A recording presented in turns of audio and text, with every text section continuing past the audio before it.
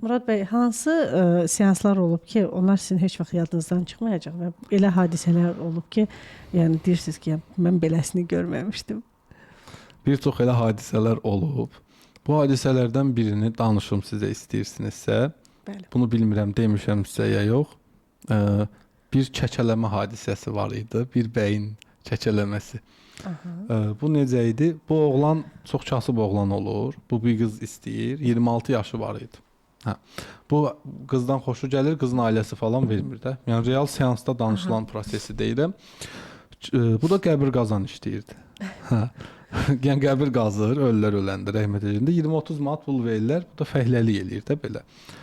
Qız da buna deyir ki, pul tapanmasan artıq məni ayrı adama ərə verəcəklər, evlənəcəm. Bir gün bu qəbirstanlığa bir dənə çox zəngin adamın oğlunu gətirirlər, ölüsünü.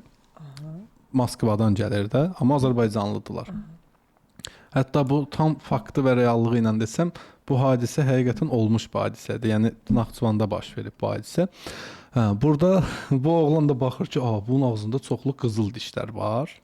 Belə deyim. Bu qəbri qazan cavan 26 yaşlı oğlan.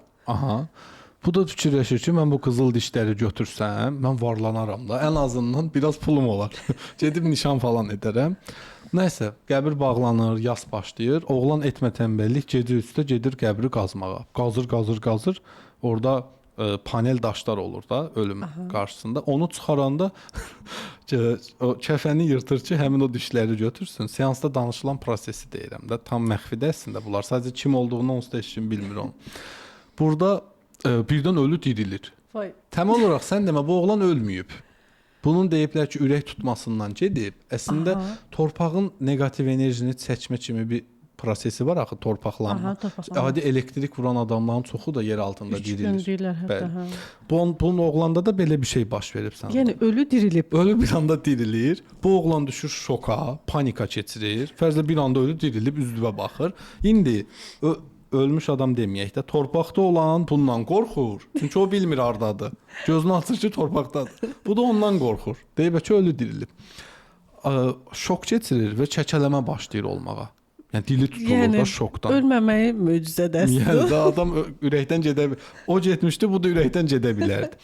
Nəysə, bunlar axırda danışırlar. Bu ona deyir qorxma, o buna deyir qorxma. Bir-birini sakitləşdirirlər qəbrin içində.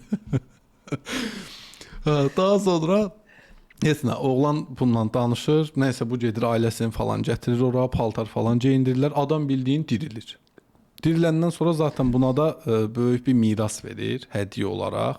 Bəlkə köşəni dönür, bu qaqaş köşəni dönür. Amma oğlanda problem yaranır, kəkələmə. Və seansda onu düzəldirdik. Həmin qorxunu çıxarırdıq. Bu qorxu çıxarmağa aid də nümunə vardı. Eləyim? Axır elə yöndən bitməyəcəksə eləyim deyirsən. Yəni mənim şok olduğum vəziyyət saat 3-də bunun getməsi və onun oyanması əslində yaradanın sisteminin onda həqiqətən qismətinə bax da insanın. Yəni bir insan ölə, qəbrə qoyula və onu bir insan gedə ki, qızıl dişini oğurlasın deyə gələr onu diri tapa. Çox qəribədir. Bəli. Həyat qəribədir, hər şey olur. Çox qəribədir.